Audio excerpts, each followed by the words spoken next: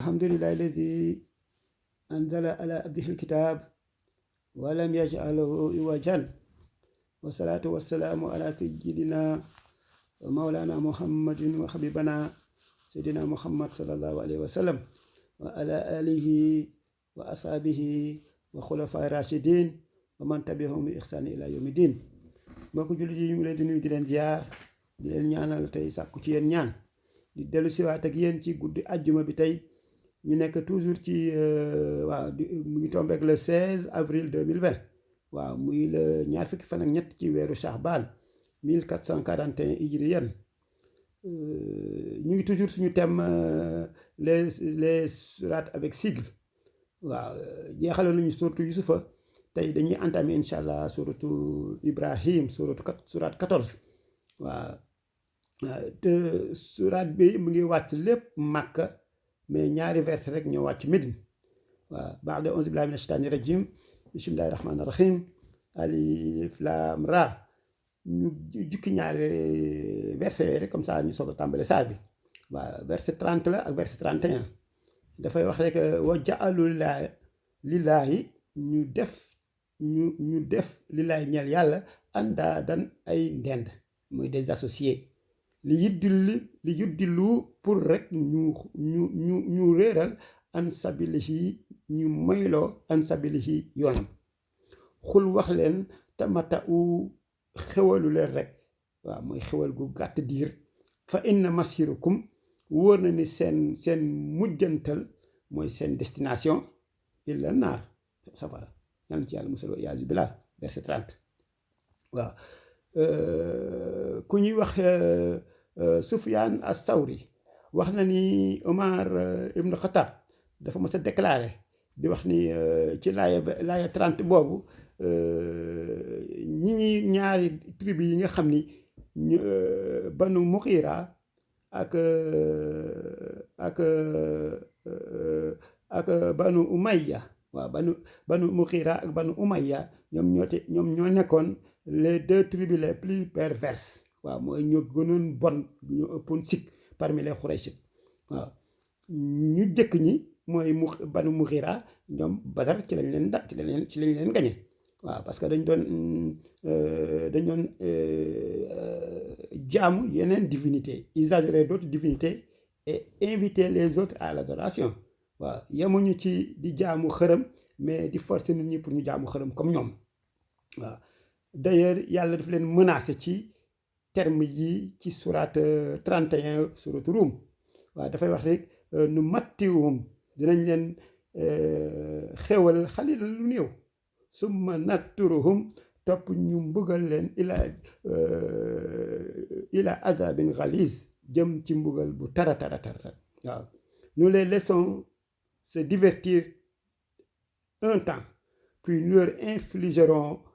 un supplice, un châtiment atroce. Même si suratu Yunus surat 10 indi na moom it lu ni mel waaw da wax mataahun fii dunya nee na poñote àddina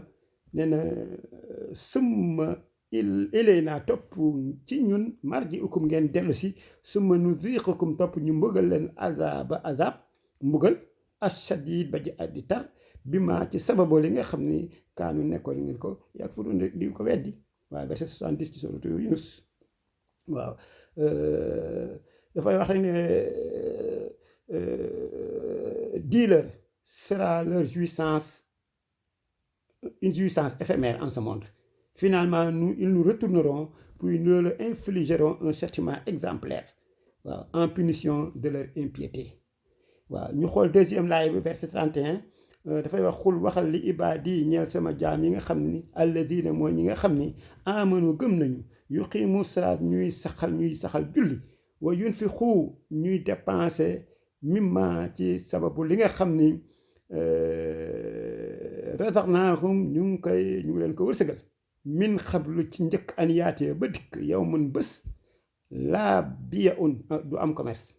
du am jaay du am jënd du am weccoo du am dara wala xilaal du am tamit copinage amitié xaritoo waaw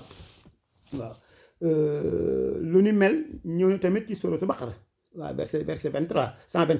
dafay wax taqu ragal leen yow man bés laa tajzi boo xam ni du jariñ nafsun benn jëm an nafsin ci beneen jëm shay an dara waaw wala yuxbalu te deful nangu min ha ci jëmm jooju adlun mooy njot mooy une rançon wala une compensation waaw wala tan fa waa te du ko jariñ nag shafa atun benn ramm waaw aucune intercession waaw wala hum te ñoom yunzaruuna yunzaruuna waaw te ñoom dinañu gis loolu waaw léegi alif laam raa mooy saar bi kitaabun téere la anzalnaahu boo xam ne ñoo ko wàcce ilayka ci yow yonent bi sallallahu alayhi wa sallam li tuxrija ngir a génne naasa doomu aadama yi mina zulumaati ñu jóge ci lëndëm ila nuuri jëm ci leer bi isni rabbihum ci ndigalu borom bi waaw ci dogalu borom bi waaw ila siraatil jëm ci yoon al aziz ba nga xam ne aji tedd la alhamid aji ku ñu war a sant la waaw parce que buur bi daal moom al aziz la alhamid la waaw moo tax bu defee yoon tamit yoon woowu tamit da koy nuru waaw allahu yàlla alladi mooy buur bi nga xam ni lahu maa fi samawati wal ard lépp lu nekk ci asamaan ak suuf mooy boroom nee na waylun nag waylun nee nañu xur la ci safara waylun tamit mooy yaa xasrata mooy torox naa sànku naa waaw waylun lil kaafiriina ñeel yéeféer yi min adabin tukkee ci mbugal boo xam ni shadid waaw bu di aji tar waaw verset 2 alladina mooy gaa yi nga xam ne encore yastahibuuna xayaata dunia weccewoon nañu àddina bu gàtt diir bi alal axirati ci àddina bi nga dund gi nga xam ne ba faw la waaw nee na wa yasudduuna ñuy kaarante mooy ñuy réeral doomu aadama yi waaw di baare doomu aadama yi waa an sabilillahi ci yoonu yàlla wa yabghuunaha te ñu namm ci loolu nag iwajan mu am tortuosité mooy am ay dëgg-dëgg ba nga xam ne yow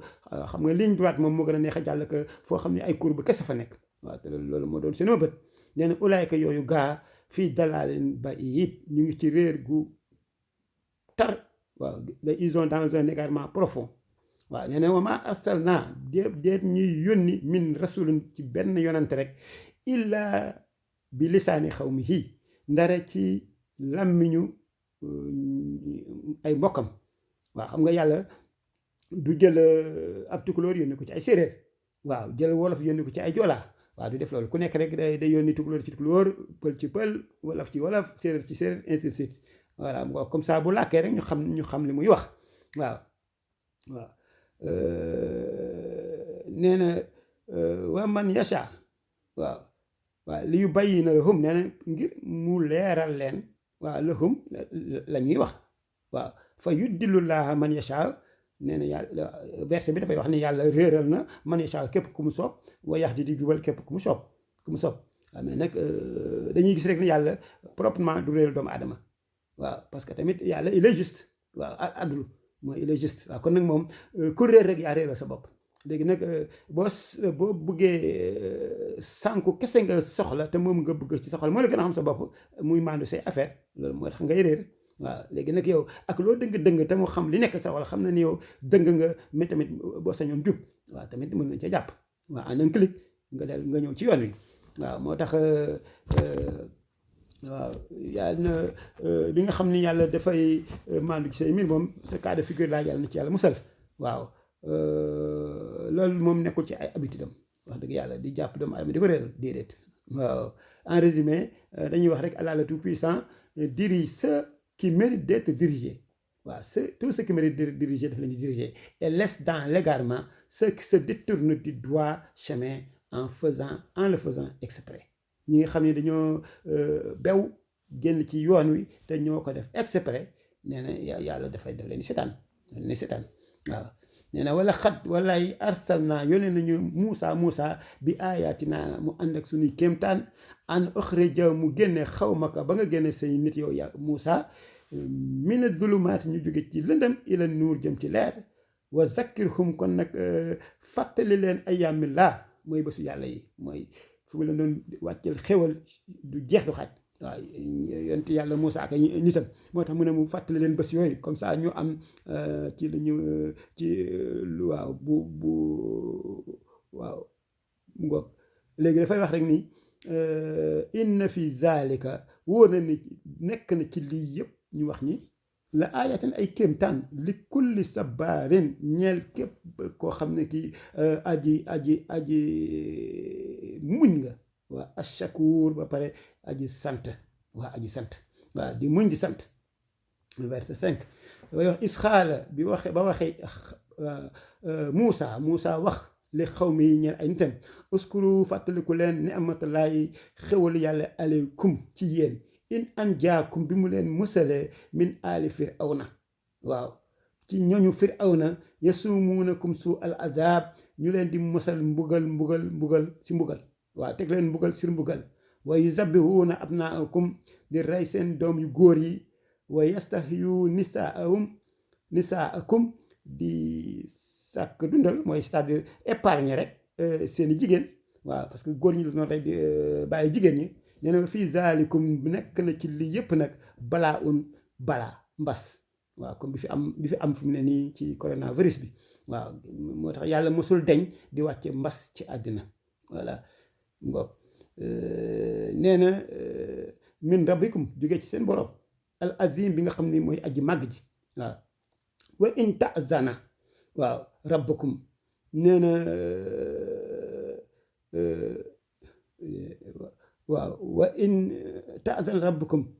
waaw yàlla dafa dogal borom bi di wax ni la in shakartum képp koo xam ni sant na nee na la azidannakum dinañ ko yokkal waaw wala in kafartum nag nee na képp koo xam ne nag weddi na xewalu yàlla yi waaw yoonu yàlla bi waaw sabilillah nee na wa inna azabi war na sama mbugal la shadidun aji tar la waaw wa qaala Muusa wax ni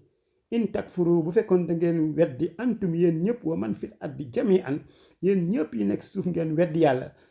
xam leen ne nag fa inna allaha won yàlla ghaniyun aji woble la il est autosuffisant waaw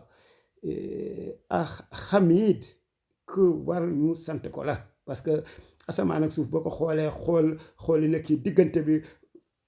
waxuma dara sax mais nga xëy rek oxygène bi ngay noyyi rek moo la ko jox waaw rek day na sant waaw kon nag Moussa alayhi salaatu wasalaam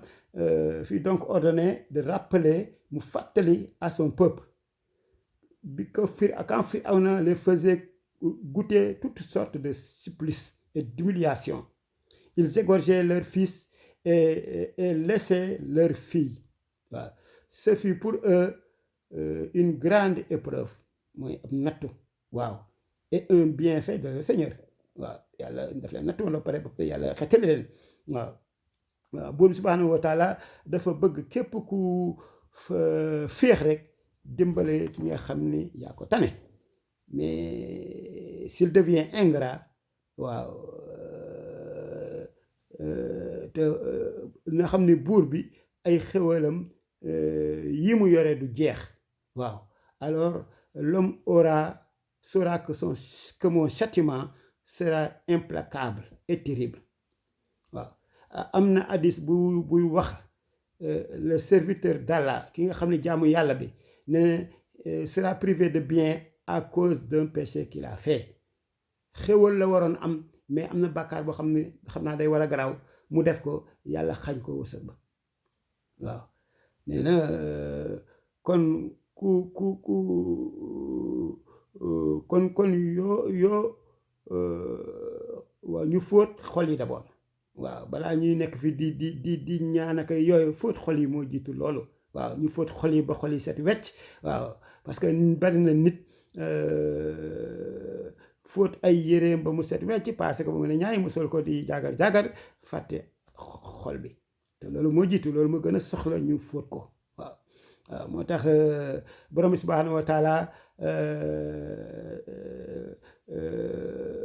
nañ ko ñaan rek waaw mu nangul ñu